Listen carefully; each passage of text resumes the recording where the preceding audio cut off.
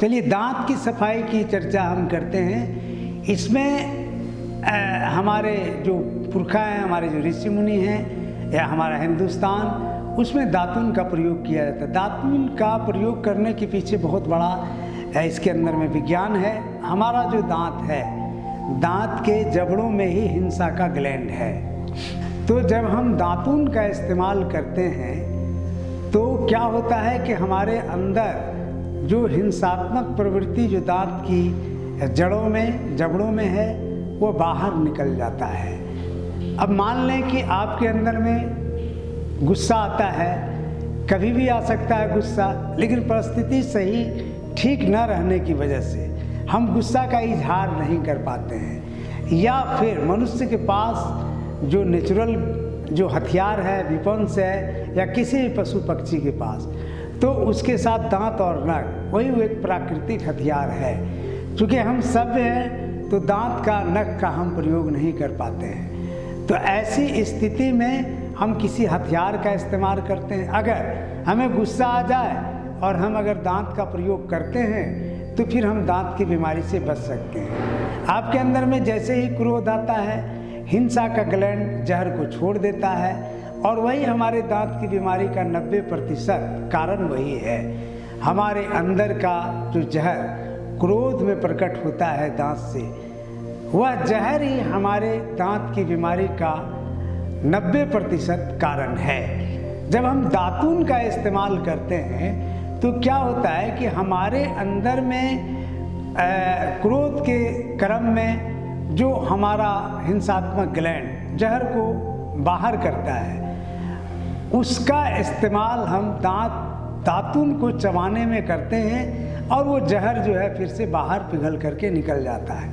अगर हमें क्रोध आता है तो ज़रूरी नहीं है कि हम आदमी को ही काटें, किसी कड़ी चीज़ को हम चबा करके भी हमारे अंदर में जो दांत के अंदर में जहर है उसको हम बाहर निकाल सकते हैं। कई बार आपने देखा होगा कुत्तों को कि आपस में सुबह सुबह खेलते रहते हैं, एक दूसरे को काटते हैं। कारण यही कि हो सकता है किसी को काटने के लिए वह दौड़ा हो, लेकिन कामयाबी नहीं मिली, तो फिर उसके कुत्ते को प्राकृतिक रूप से ये पता है कि दांत के भीतर में जहर जमा है, तो वह खेल खेल में एक दूसरे को काट करके अपने दांत की जहर को निकाल लेता है। इसलिए कुत्तों का जो दांत देखेंगे बिना टूथब्रश, बिना किसी पेस्ट का इस्तेमाल किए ही बहुत ही चमकदार, बहुत ही शक्तिशाली रहता है। तो गृहस्थ योग का मानना है कि आप दातुन का इस्तेमाल करें या फिर कड़ी चीज़ का इस तरह से इस्तेमाल करें ताकि आपके अंदर में जो दांत के अंदर में जबड़ों में जो जहर है क्रोध की वजह से जो निकला है वो किसी तरीके से रिलीज हो जाए। तो इस तरीके से हम दांत की सफाई की बात करते हैं। चलिए अब हम बात करते हैं, कुछ थोड़ा कर लेते हैं स्नान। स्नान की भी एक विधि बताता है ये गृहस्थ योग। उसमें क्या है कि हम ये बताते हैं कि जब आप स्नान करते हैं तो स्नान करते समय आप ब्रश का इस्तेमाल करें। वह ब्रश जो कि आप कपड़े की धुलाई के लिए करते हैं, थोड़ा मुलायम हो, उसी तरह का ब्रश ले करके अपने शरीर को सबसे पहले बाम करें, उसको रगड़ें, और उसके बाद झरने के नीचे या फिर पानी के नीचे बैठ करके शरीर के एक एक अंग को साफ करना चाहिए आपको ब्रश से। उस सफाई से क्या होगा कि हमारा जो ऊपर वाला जो स्किन है वो दरअसल चमड़ी है, उसके नीचे होता है चमड़ा ओरिजिनल। तो जब हम ऊपर वाले परत को, चमड़ा का, त्वचा का ऊपर वाला परत को रगड़ते हैं, तब हमारे अंदर में जो भीतर का जो स्किन है, त्वचा है, उस पर असर पड़ता है, तब हमारे शरीर के अंदर में एक लाइट आता है।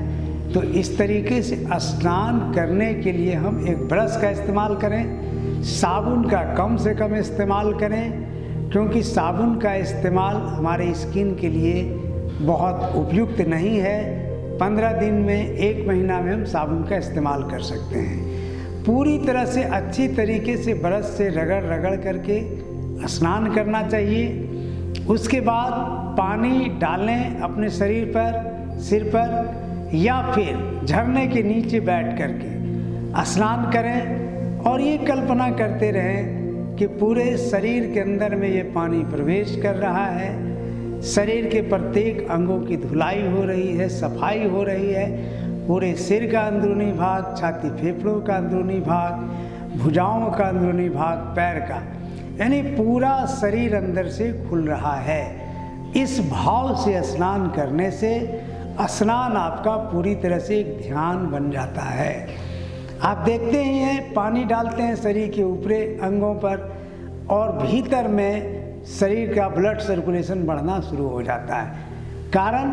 कारण इसलिए है कि जब हम शरीर पर पानी डालते हैं तो हमारा भीतरी अंग पूरी तरह से प्रभावित होता है। तो इसलिए स्नान करते समय ये कल्पना करके अगर हम स्नान करते हैं कि शरीर की एक एक कोशिकाएं, शरीर का एक एक अंग पूरी तरह से साफ हो रहा है, खुल रहा है, शुद्ध हो रहा है, साफ हो रहा है, तो इस प्रकार आपका पूरा शरीर शुद्ध होता है, साफ होता है। ये स्नान करने के तरीके हैं।